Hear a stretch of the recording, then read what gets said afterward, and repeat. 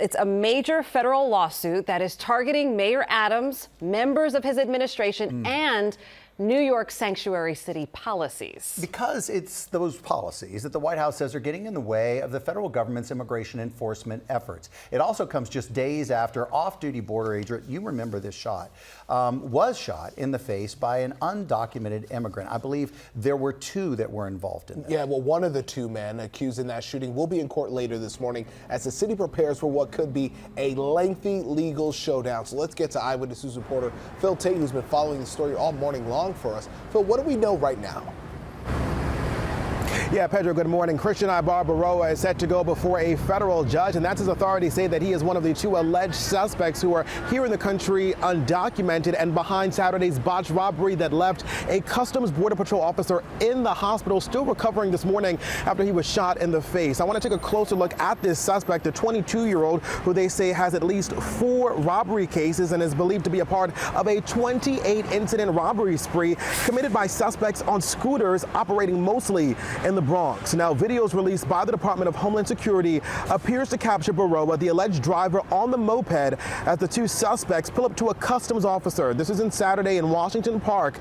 The gunman shoots him in the face and arm. The officer fired back with his service weapon, striking the gunman's leg. Now, other video surveillance would show the other suspect, that's Maura Nunez, who was charged, being dropped off at the hospital by Baroa. Now, days after the incident, blame was cast on Mayor Adams from the Department of Homeland Secretary and the Trump administration, now suing Mayor Adams and other top officials in federal court now with a 37-page lawsuit, hoping a judge will rule New York sanctuary city policy unconstitutional. Now, Mayor Adams just 90 minutes ago weighing in on what he's looking for the city council to do.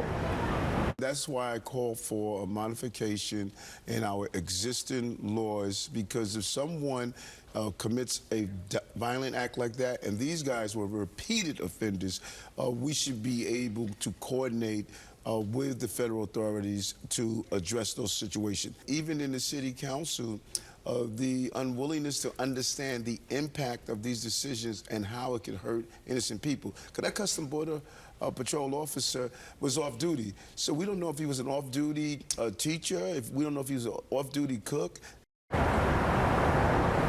Now, the New York City Council also sounded off in a response to the suit, saying, quote, the evidence consistently shows that cities with sanctuary laws are safer than those without them. It is the Trump administration indiscriminately targeting people at civil court hearings, detaining high schoolers, and separating families that make our city and nation less safe. Now, important to note, the Department of Justice has filed similar lawsuits in states like Colorado to New Jersey. Important to note, as for the condition of that officer, Mayor Adams went on to say that that officer is still heavily sedated as he recovers at Harlem Hospital. We are live outside of the federal courthouse in Lower Manhattan. I'm Phil Taitt, Channel 7 Eyewitness News.